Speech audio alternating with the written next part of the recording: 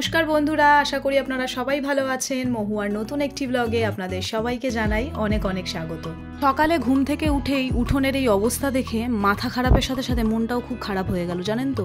কাল রাতের বৃষ্টি হওয়াতে ড্রেনের সমস্ত জল এই উঠোনে ঢুকে যাওয়াতে উঠোনের অবস্থাটা একবার কি হয়েছে শুধু দেখুন। এখানে একটু বৃষ্টি হলেই বাড়িওয়ালা কাকিমাদের এই উঠোনে ড্রেনের জলটা ঢুকে যায়। ইট দিয়ে দিই আমরা ওই গর্তটার কাছে, কিন্তু ইট দিলে কি হবে, জলটা ঢোকে, নোংরাটা ঢোকে না। কিন্তু কালকে যেহেতু হঠাৎ বৃষ্টি হওয়াতে ইটটা দেওয়া হয়নি, তাই ড্রেনের সমস্ত নোংরা উঠোনে ঢুকে গেছে। আমার প্রচণ্ড ঘেন্না করে, জানেন তো। কিন্তু কি করব, এখানে যেহেতু আমাদের ক্যাটারিংয়ের রান্না হয়, তাই এইটা তো পরিষ্কার না রাখলে হবে না বলুন। এই ঘরের সমস্ত কাজ সেরে ভাবছি এই উঠোন সমস্ত কিছু ভালো করে জল দিয়ে ধুইয়ে একেবারে স্নান করে নেব। এই যে আমি যেখানে ভাড়া থাকি, এখানে না অনেক কিছু সিস্টেম ভালো না, জানেন তো। যেমন ধরুন এই ড্রেনটার অবস্থা এখানে প্রচণ্ড খারাপ। এখান থেকে নাকি অনেকেই অনেকবার বলেছে, কেউ কোনো রকম ব্যবস্থা নেয় না। তারপর যে ময়লা আসে, মানে ডাস্টবিনের যে ময়লার গাড়ি এখানে আসে সপ্তাহে মাত্র 3 দিন। ভাবতে পারছেন, মানে ময়লা আপনাকে একদিনের ময়লা একদিন জমা করে করে রাখতে হবে, একদিন বাদে বাদে। যেমন ধরুন এখানে বুধ, শুক্র আর রবি এই 3টে দিন এখানে আসে। তো প্রচণ্ড সিস্টেম খারাপ। আসলে যখন বাড়িটা ছেড়েছিলাম এতটাই তাড়াহুড়োর মধ্যে বাড়িটা ছাড়তে হয়েছিল। ফ্ল্যাটে ভাড়া যেতে পারলে তো সব সমস্যার সমাধানই হয়ে যেত, কিন্তু ফ্ল্যাটে আমরা ভাড়া যেতে পারিনি। শ্বশুর শাশুড়িরা ফ্ল্যাটে ভাড়া গেছে। কেন যেতে পারিনি সেটা কোনো একটা ভিডিওতে অন্য সময় ডিটেলসে বলবো। তো চলুন, এদিকে সমস্ত কাজ সেরে আমি স্নানটাও করে নিয়েছি। এবার স্নান করে পুজোটা করে নিয়ে তারপরে বাদবাকি কাজ সারবো। আমাদের যেখানে ফ্ল্যাট হচ্ছে ওই ফ্ল্যাটের নিচে আমরা একটা কিচেন নিয়েছি এই ক্যাটারিংয়ের রান্নাবান্না করার জন্য। সেটা কমপ্লিট হয়ে গেলে আমরা এখান থেকে ক্যাটারিংয়ের সমস্ত জিনিসপত্র ওখানে ট্রান্সফার করে দিয়ে আমরা একটা অন্য ফ্ল্যাটে ভাড়া চলে যাব।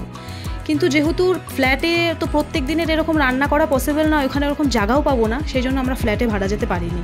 ওই জন্য আমরা এরকম বাড়ি দেখে নিস্তলা যাতে এরকম রান্না করা যায় এরকম একটা পজিশন দেখে আমরা ভাড়া এসেছি।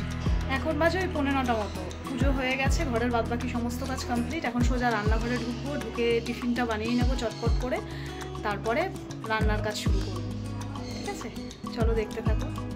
প্রথমে আগে ফ্রিজ থেকে মাছটা বার করে নেব। মাছটা যেহেতু কালকেই এনে রেখেছিল, তো আমি ফ্রিজে রেখে দিয়েছিলাম। তো আগে ফ্রিজ থেকে মাছটা বার করে ওটাকে আগে নর্মাল করব, নাহলে মাছটা না অনেকটা শক্ত হয়ে থাকে, আর রান্না করলে আমার টেস্টটাও কেমন যেন ভালো হয় না। তাই আগে মাছটাকে জলে ভিজিয়ে দেবো। আগের দিন বললাম যে বোয়াল মাছ এনেছিল, তার সঙ্গে পমফ্রেট মাছও এনেছিল। তা বোয়াল মাছ বেশি ছিল, 3 পিস মতন বোয়াল মাছ রেখে দিয়েছিলাম, আর 3 পিস মতন পমফ্রেট মাছ ছিল।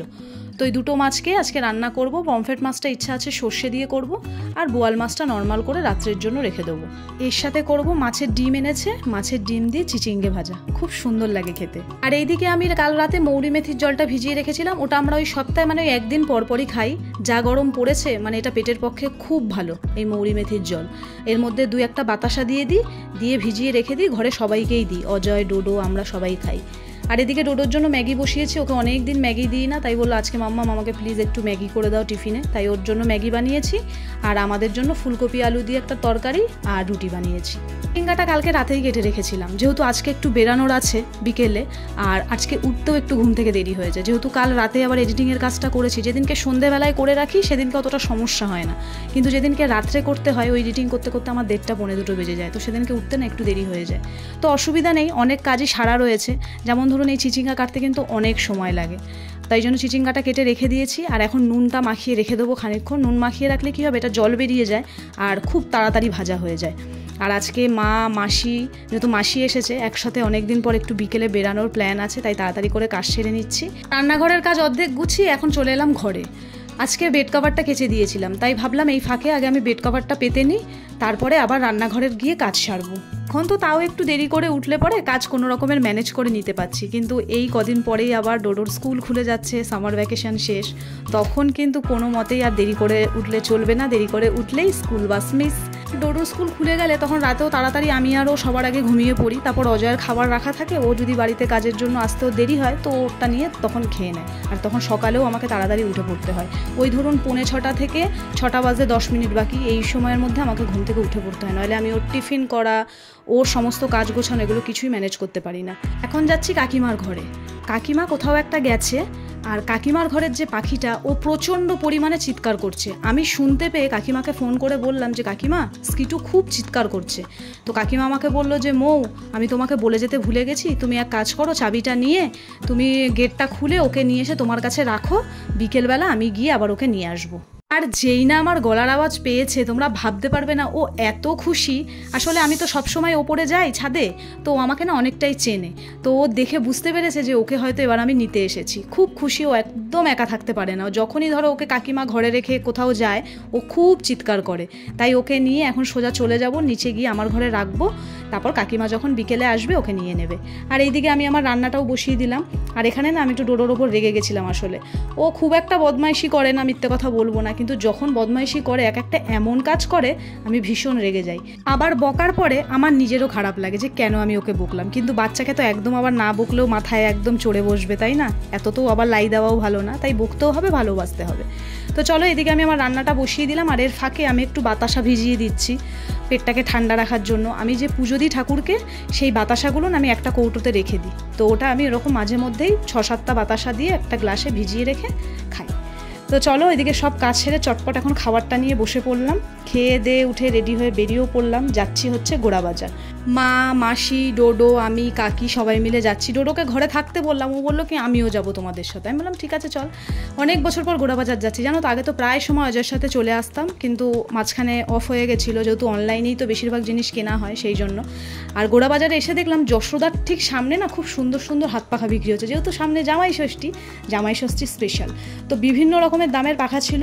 আর এই পাখাগুলো যেগুলো হচ্ছে ওই সাইডে ওরকম ডিজাইন করা, ওই পাখাগুলো তো খুব সুন্দর লাগছিলো, ওগুলো 100 টাকা পিস বলছিল। আর মাসি একটু হাওয়া খেয়ে দেখছিল। আর জামাই ষষ্ঠী স্পেশাল অনেক কিছু দেখলাম গোড়াবাজারে, জানো তো, তার মধ্যে খুব সুন্দর সুন্দর শাশুড়ি মাদের জন্য শাড়ি, জামাইদের জন্য পাঞ্জাবি, অনেক সুন্দর সুন্দর জিনিস ছিল। তারপরে ওখান থেকে কাকি বললো আমি শাখা পরবো, তো আমিও এসে দেখলাম খুব সুন্দর সুন্দর সরু সরু শাখার ডিজাইন এসছে, তাই আমিও পরে নিলাম। আসলে না আমার হাতে শাখা একদমই টেকে না, জানো তো, কোথাও একটা সামান্য বাড়ি খেলে যদি আমার চলাফেরা একদমই ভালো না, তাই জন্য আমার হাতে শাখা টেকে না। কিন্তু খুব ভালো লাগলো, তো মা বললো তুই পর, হাতে ভালো লাগবে, তাই জন্য আমিও পরলাম। আর আমি গোড়াবাজার আসলে মানে শাখা পরলে আমি গোড়াবাজারের এই দোকানটা থেকেই শাখা পরি, খুব ভালো শাখা। আর আমি সরু শাখা পরতে ভীষণ পছন্দ করি, আমার পার্সোনালি মোটা শাখা ভালো লাগে না, আমার হাতেও ভালো লাগে না, যেহেতু আমার হাতের রিস্ট খুব সরু, তাই আমি সরু শাখা পরতে ভালোবাসি। তাই বেছে বেছে খুব সুন্দর একটা সরু শাখার ডিজাইন বার করেছি, করে সেটাই আমাকে ওই কাকুটা পরিয়ে দিচ্ছিল। আর কাকুটা আমায় জিজ্ঞেস করছিল হাত এত নরম, ঘরে কি কোনো কাজ করো না, বাইরে কি জব করো, কেন শাখা পরো না, হাজার একটা কথা। কিন্তু ওনাকে আর কি করে বোঝাই, সকালবেলা জুতো সেলাই থেকে চণ্ডীপাঠ সমস্ত কিছুই করতে হয় আমাকে। তো যাই হোক, খুব সুন্দর লাগছিল, অনেক দিন পর শাখা পরলাম, হাতটাও আমার খুব ভালো লাগছিল। আর আমার ছেলে ডোডো তো বারবার বলেই যাচ্ছে মাম্মা তোমায় দেখে মনে হচ্ছে তোমার জন্য নতুন বিয়ে হয়েছে। সো যাই হোক, তারপর চায়ের দোকানে ঢুকে একটু চা খেলাম, আর তারপরে এগরোল খেয়েছি, ফুচকা খেয়েছি, সব কিছু ক্লিপ নেওয়া হয়নি, প্রচণ্ড গরম ছিল। তো যাই হোক, চলো এবার বাড়ির দিকে রওনা হচ্ছি। ভিডিওটা এখানেই শেষ করছি, ভালো লাগলে একটা কমেন্ট করে জানিও। খুব তাড়াতাড়ি দেখা করবো নতুন আরও একটা ভিডিওর সাথে। টাটা।